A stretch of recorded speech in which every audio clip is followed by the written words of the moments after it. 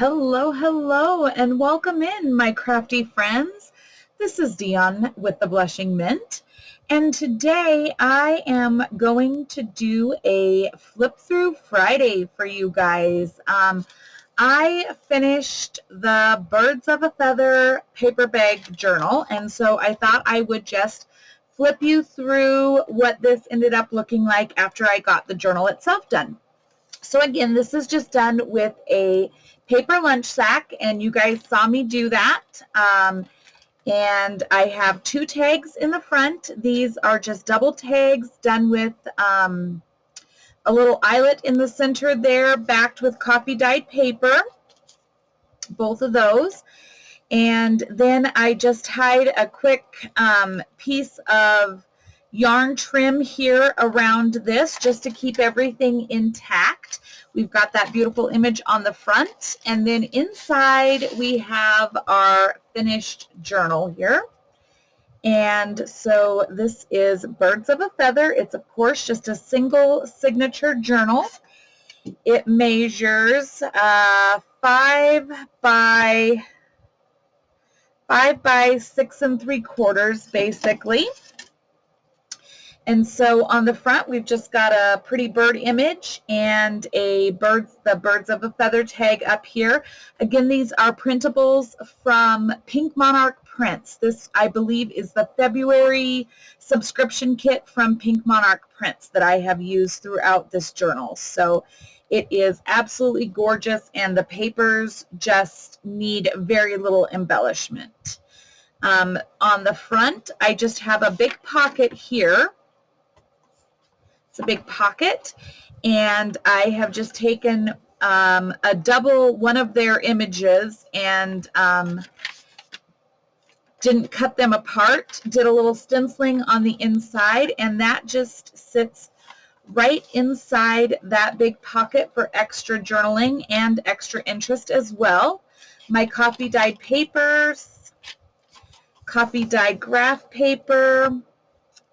This is a pocket here that you can tuck into, and other side, same thing. I just did that right over the top of the paper there. Lace trims on all of the printable pages.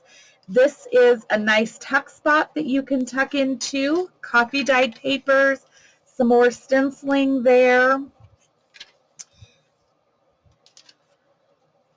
Another printable page. This is a library pocket card here, and a tuck behind that as well. Lots of nice journaling space. A little bit of stamping here.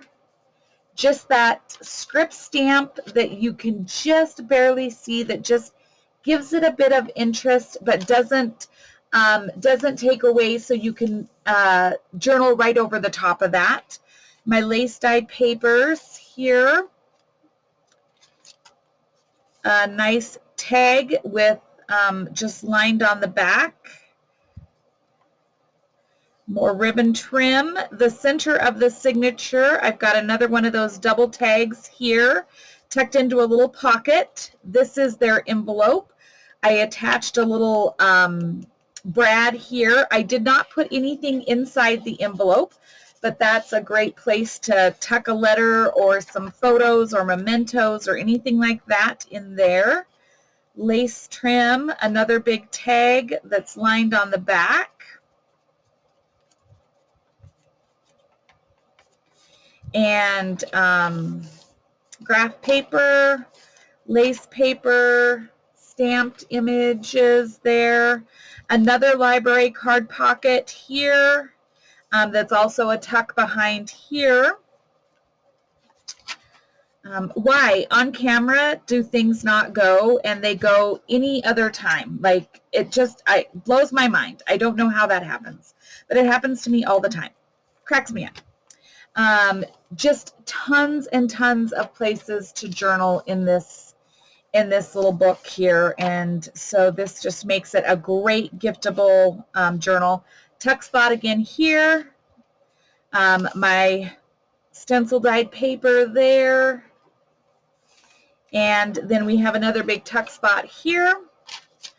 Over the page, tuck spot here, graph paper, stencil dyed paper, and then the back, we've got that big pocket here, and then another one of those images from the kit stencil dyed or stenciled in the front, or stenciled on the page, coffee dyed, slips right into this pocket here. And then so it would flip however you want to use it, and then the back of our journal. So that is what our Birds of a Feather paper bag journal ended up being in the end.